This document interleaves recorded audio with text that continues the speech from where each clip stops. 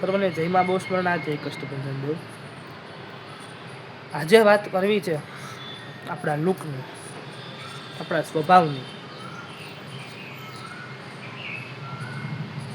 ને એની સાથે ભગવાન શંભુની. મહાદેવજી તમે જોશો, મહાદેવજીએ જ્યારે અવતારો લીધા છે ત્યારે જ એ સરસ મજાના તૈયાર થઈને આવે છે, સરસ મજાના પિતાંબર કેવું પહેર્યું હોય છે. બાકી તો શું, ગળામાં રુદ્રાક્ષની માળા, માથે જટા અને એક પથ્થર ઉપર બિરાજમાન મહાદેવજી. આપણે એમને જગતના દેવ કહી છીએ, પણ એમાં રહેલી વસ્તુ આપણે જોતા નથી. એમનો લુક, એમના કપડાં. કોઈ દિવસ જોયું છે ભગવાન ફેશન કરતા હોય એવું? કોઈ ભગવાને ફેશન કરી હોય એવું નહીં. અત્યારે ટ્રેન્ડ નીકળો છે કે જોબે જાય, સ્કૂલે જાય, કોકના ઘરે બેસવા જાય તો ફિલ્મમાં શૂટિંગ કરવા જતા હોય એવા તૈયાર થઈ જાય. કેમ? આપણે જેવા છીએ એવા સારા નથી લાગતા?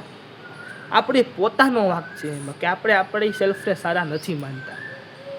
હા, તૈયાર થઈને જાઓ, પણ એક હદે. પિક્ચરમાં શૂટિંગ કરવા જતા હોય એમ નહીં, એક હદે તૈયાર થાવ. આપણી જાતને આપણે પ્રેમ કરવો પડશે, તો આપણી જાતને કોઈક બીજું પ્રેમ કરશે. બીજું કપડાં, ક્લોથ્સ. આપણે કપડાં પહેરીને એટલે કપડાં સારા લાગે છે. કપડાં આપણે પહેરીએ એટલે આપણે સારા નથી લાગતા. એ સૌથી પહેલો અને છેલ્લો પોઈન્ટ છે. મહાદેવજી ક્યાં કપડાં પહેરે છે? નથી પહેરતા. મહાદેવજી સરસ લાગે છે ને, બસ. આપણે કપડાં પહેરી છીએ એટલે નથી સારા લાગતા. કપડાને આપણે ધારી છીએ એટલે કપડાં સારા લાગે છે. આ વસ્તુ કોઈ દિવસ ભૂલવી નહીં. ગમે તે પહેરશું ને તો સારા તો લાગશું જ. ગામ શું કે નહીં જોવાનું, મન શું કે જોવાનું. ત્રીજી અને સૌથી મહત્વપૂર્ણ વસ્તુ, ભગવાનની વાણી. ભગવાનની વાણી કેટલી મધુર છે. વ્યક્તિ એની વાણીથી ઓળખાય છે, એના સ્વભાવથી ઓળખાય છે.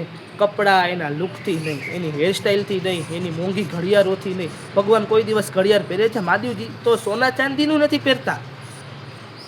માત્ર રુદ્રાક્ષ, કંઠમાં સાપ, ત્રિશૂલ, ડમરું, માથે પૂજા.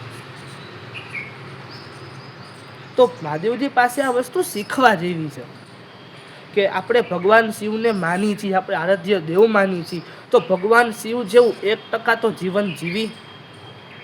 દેખાદેખીમાં જીવન ન કાઢો કોઈ દિવસ. જીવન કાઢવું હોય ને, સારું જીવન કાઢવું હોય ને, તો આ બધું જોઈને કાઢો. જય શ્રી કૃષ્ણ.